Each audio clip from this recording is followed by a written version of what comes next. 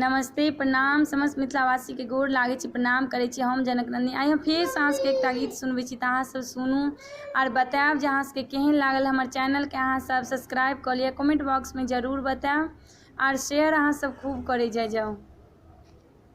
हम आनंदे रहबैया बम भोला के दरबार में, आनंदे रहबैया हम आनंदे रहबैया शिवदानी के दरबार में, आनंदे रहबैया। पहिले मंगै छी अन धन लक्ष्मी, दोसर मंगै छी पुतियो बाबा।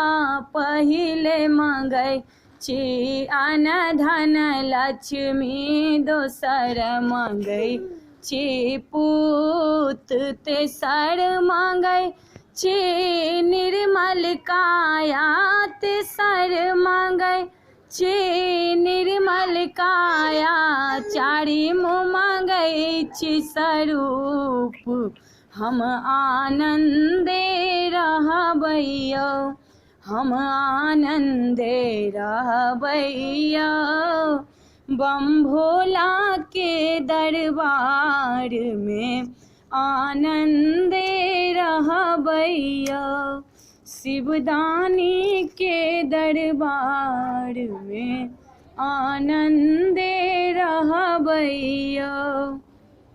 कथी ला मंगै छी अन धन लक्ष्मी, कथी ला मंगै छी पुतियो बाबा।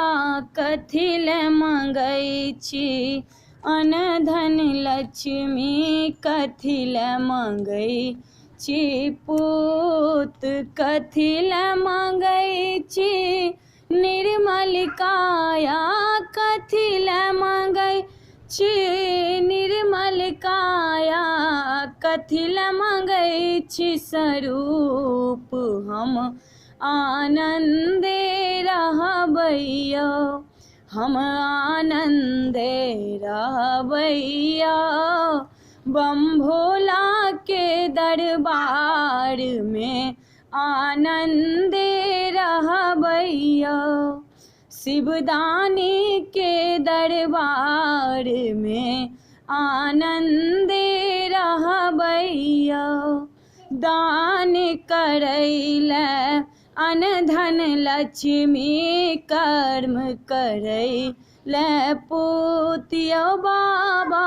दान करैला अन धन लक्ष्मी, कर्म करैला पुत, सेवा करैला निर्मल काया, सेवा करैला निर्मल काया, पूजा करैला निर्मल काया, देखैला स्वरूप हम आनंदे रहबैया, हम आनंदे रहबैया बम भोला के दरबार में, आनंदे रहबैया शिवदानी के दरबार में, आनंदे रहबैया।